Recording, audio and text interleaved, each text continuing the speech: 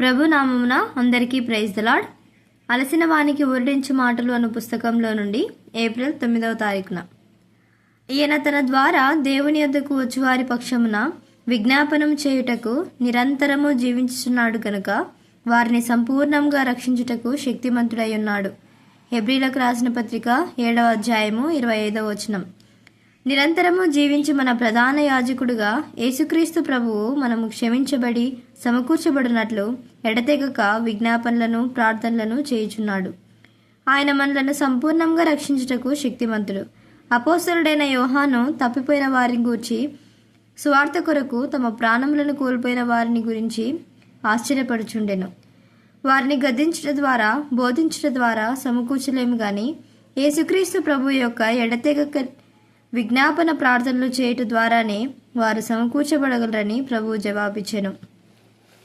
నిజంగా మారుమనసు పొందిన వారు ఘోరమైన పాపంలో పడిపోయి అలాగే కొంతకాలం వరకు కొనసాగించుచున్నప్పటికీ వారి హృదయములలో పరిశుద్ధాత్మ వారితో ఎడతెగక పోరాటను కనుగొందురు.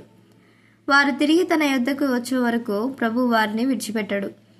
తన ప్రార్థన ద్వారా ఆయన వారిని రాబట్టుకొనును. విశ్వాసులు ఇతర విశ్వాసులను విడిచిపెట్టవచ్చును, కానీ మన ప్రభువైన యేసుక్రీస్తు వారిని విడిచిపెట్టడు. ఒక శానిటోరియంలో హృదయం ఎంతో కఠినపరచబడిన ఒక రోగి కలడు. అతడు ఎవరైనా దేవుని గూర్చి మాట్లాడిన ఎడలా వింటకు ఒప్పుకొనడు. ఒక వృద్ధురాలు నెలకు ఒకసారి ఆ శానిటోరియంలో సువార్త ప్రకటించుటకు వెళ్ళుచుండేది. కానీ అతడు ఆమె చెప్పునది ఎంత మాత్రమును వినిడివాడు కాడు. ఆమె అతనికేమి ఇచ్చినను శ్రద్ధ వహించేడివాడు కాడు.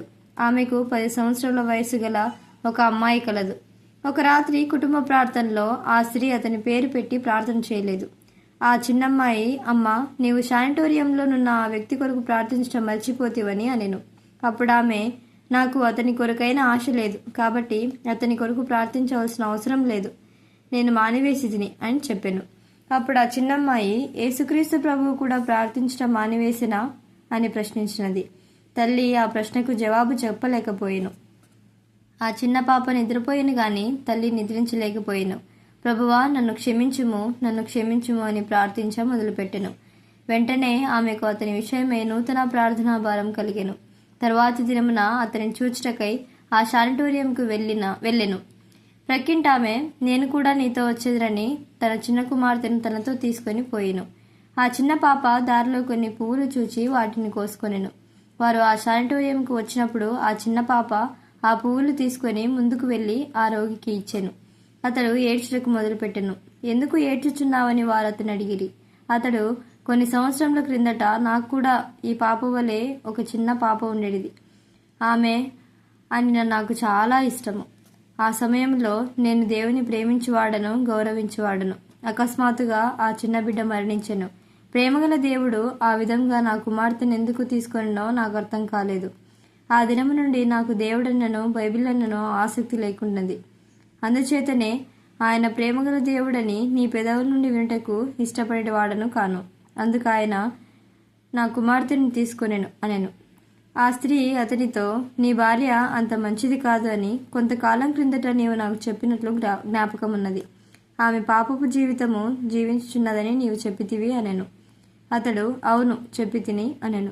అప్పుడు ఆమె, నీ కుమార్తె బ్రతికి ఉండినడలా ఆమె కూడా నీ భార్య వలన నాశనం చేయబడేటిదే. అటువంటి భయంకరమైన జీవితం నుండి ఆ పాపమును రక్షించుటకే ప్రభు ఆ పాపను తీసుకొనెను అని చెప్పెను. నేను ఆ విధంగా తలంచలేదు అని అతడనెను. ఆ దినమున అతడు పశ్చాత్తాపడి దేవుని వైపుకు తిరిగెను. అతని తెలియకుండగానే ప్రభు అతని పక్షముగా విజ్ఞాపనలో పోరాడుచుండెను. విశ్వాసుల అనేకులు అతని వలె వెనుకబడిపోవుదురు. వారు దేవుని ఆయన కృపను అనుమానించుదురు గాని యేసు ప్రభు వారిని విడిచిపెట్టడు. వారి పక్షముగా ఎడతెగక విజ్ఞాపన చేయుచుండును. ఆమెన్.